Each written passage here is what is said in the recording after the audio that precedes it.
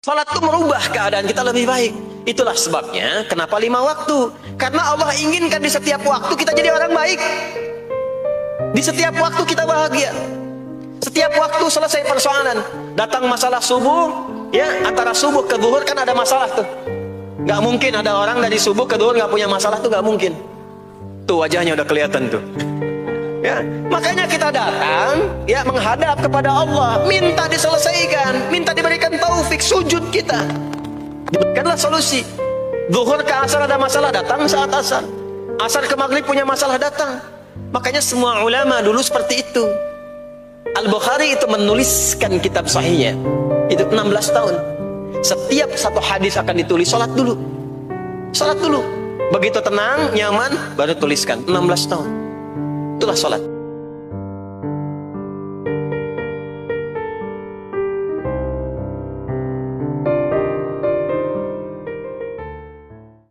Kalau Anda masih belum sadar juga, kata Allah, hei, kamu ini masih hidup, masih punya harapan, masih punya bekal. Kalau sudah meninggal, nggak sama keadaan orang hidup dengan wafat.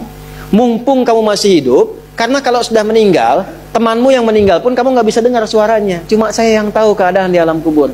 Karena saya tahu, kata Allah, dan saya punya Rahman dan Rahim, dengan sayang saya sampaikan kepadamu. Karena sayang saya. Ibu maaf, kalau ada anak misalnya, ingin berbuat menyimpang, ibu cegah tidak? Kenapa? Karena ibu sayang.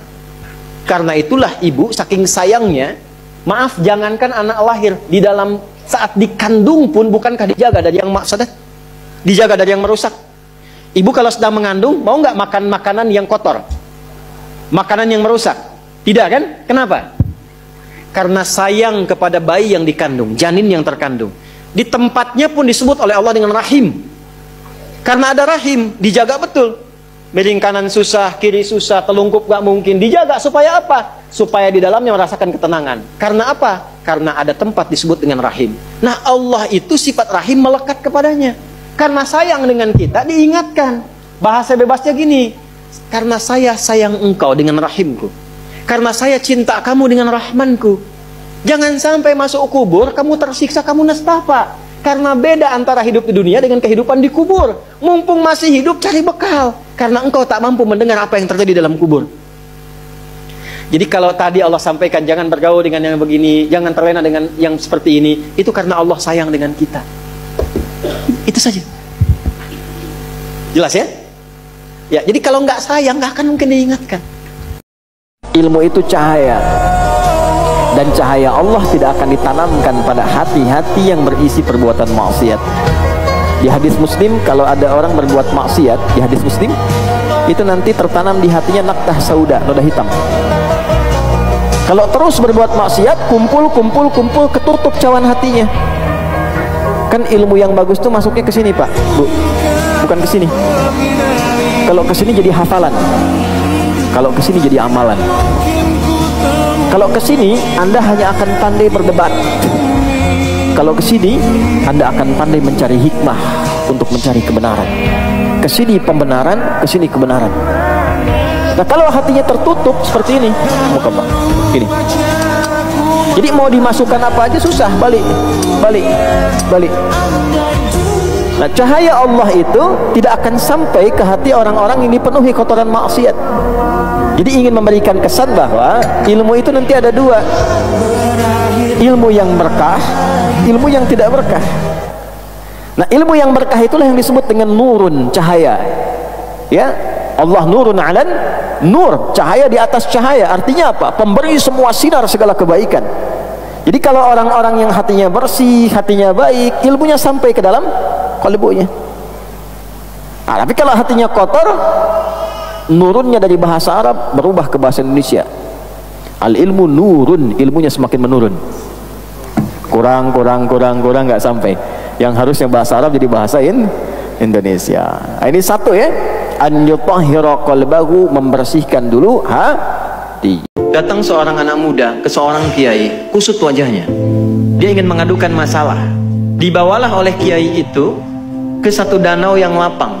Kiainya bawa gelas, bawa garam. Jadi yang satu bawa gelas, satu bawa garam, satu genggaman.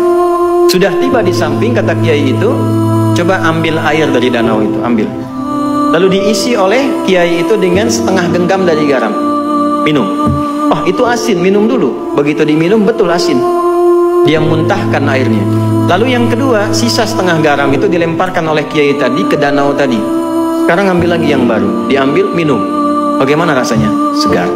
Itulah keadaan hatimu. Kalau hatimu hanya sesempit cawan ini, maka masalah kecil pun akan terasa besar, seperti garam sedikit pun terasa asin. Tapi kalau kau lapangkan hatimu seluas danau ini, maka yang besar akan terasa kecil, yang hilang pun, yang kecil pun hilang begitu saja. Istiqomah itu tidak mudah, dan semua orang pasti punya kecenderungan amalan tertentu yang boleh jadi tidak sama. Ada yang belum tahajud tapi rajin puasa. Ada yang belum puasa tapi senang baca Quran. Maka konsisten di situ. Turunlah Quran surah kedua Al-Baqarah ayat 148. Walikulli wijhatun huwa muwalliha fastabiqul khairat. Setiap orang pasti punya orientasi amalan yang dia sukai. Maka konsistenkan dulu amalan itu, lalu berlomba mendapatkan kualitas di amalan itu yang disaingkan dengan yang lain. Ada orang yang mungkin gak bisa tahajud bukan karena gak pengen, ada keterbatasan, tapi dia bisa mengonversi amalan lewat hartanya, dia perbanyak sedekah. Ada orang yang gak mampu sedekah, belum bisa tahajud, maka dia coba optimalkan puasanya. Nah, di titik itu kata Allah, maka semangatnya adalah menjaga konsistensi amalan dan berlomba dengan yang lain.